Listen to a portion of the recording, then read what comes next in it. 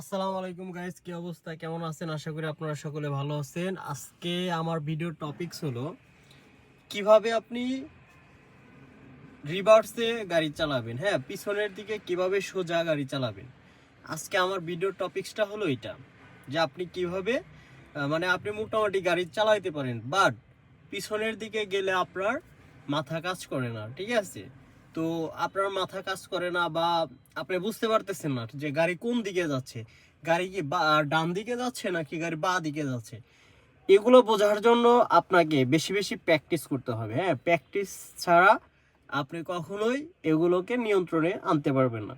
তবে হ্যাঁ, আমাদের কথা শুনলে, আমাদের কথা একটু বোঝার চেষ্টা করলে আপনার জন্য এগুলো সহজ হবে। ঠিক আছে, কারণ আমরা দীর্ঘদিন হলো গাড়ি চালাই, আমরা জানি যে কোন কোন সময় কোন কোন জিনিসগুলো বেশি কাজে দেয়, কোন কথাগুলো বেশি গুরুত্বপূর্ণ। ঠিক আছে, তো আমি আপনাদের জন্য কয়েকটা টিপসের কথা বলবো। যেমন আপনি গাড়িটাকে যখন ব্যাগে কখন চালাবেন আর কোন জায়গায় চালাবেন, তাই না? কিভাবে চালাবেন, শুধু ডানে বামে কাটাকাটি করলে হবে না, এগুলো করলে হবে না। আপনি অ্যাট ফার্স্টে ফাঁকা কোনো রাস্তা বা ফাঁকা ফিল্ড, হ্যাঁ, এরকম জায়গায় আপনি গাড়িটাকে রিভার্সে চালাবেন। ব্যাগে দিয়া আস্তে আস্তে আস্তে আস্তে করে এই যে লুকিং গ্লাসে দেখবেন। হ্যাঁ, ডানের লুকিং গ্লাস, বামের লুকিং গ্লাস, তারপর হলো ওই যে আপনার যদি মনিটর ভালো থাকে, হ্যাঁ, পিছনের ক্যামেরা যদি ঠিক থাকে, তাহলে এই তিনটা দেখে গাড়ি চালানোর চেষ্টা করবেন।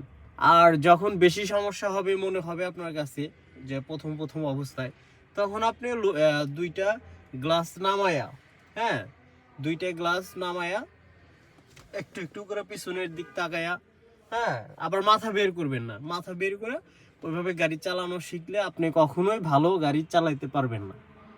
বেসিক্যালি প্রাইভেট কার, যদি আপনি ট্রাক চালান তখনকার সাবজেক্ট ভিন্ন। ঠিক আছে, কারণ ট্রাকে পিছনের ক্যামেরা ট্যামেরা এগুলো ঠিক মতো থাকে না।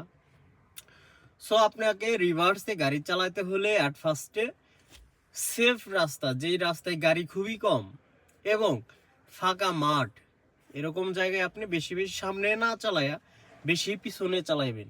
কারণ প্রতিটা ড্রাইভারের জন্য পিছনটা বেশি প্রয়োজন হয়। কারণ আপনি যখন পার্কিং করবেন আপনাকে পিছনে যেতে হবে। আপনি একটু রাস্তা থেকে একটু সামনের দিকে গেছেন, তখন আপনাকে পিছনে আসতে হবে।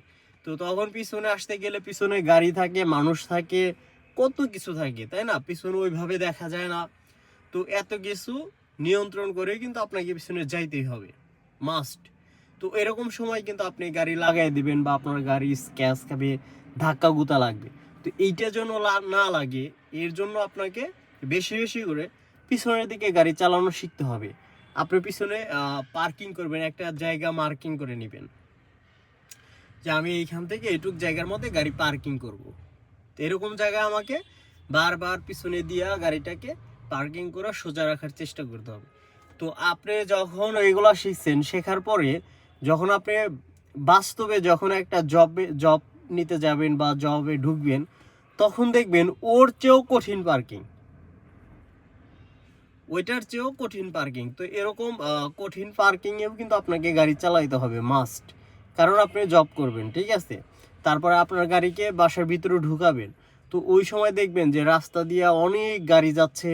তারপরে হলো যে বাসায় ঢুকাবেন দেখবেন পিছনে না হয় বামে না হয় ডানে বিভিন্ন র্যাম্প থাকবে, পোল থাকবে। ঠিক আছে, এগুলা সব কিছু দেখা কিন্তু আপনাকে আবার সামনের দিকে দেখা যায় গাড়ি সেম সেম হয়ে যায়, বাইজা যায়। তো এইগুলো সব কিছু দেখেই কিন্তু আপনাকে গাড়ি পার্কিং করতে হবে। এই জন্য আমি আপনাদেরকে বলবো সবচেয়ে বেশি করে হলো আপনারা গাড়ি পার্কিং করবেন। ঠিক আছে, আর পার্কিং বেশি বেশি শিখবেন, তাহলে আপনার জন্য কোনো সমস্যা হবে না। আশা করি আমার কথা আপনারা বুঝতে পারছেন। ভালো লাগলে লাইক কমেন্ট সাবস্ক্রাইব করবেন। আল্লাহ হাফিজ।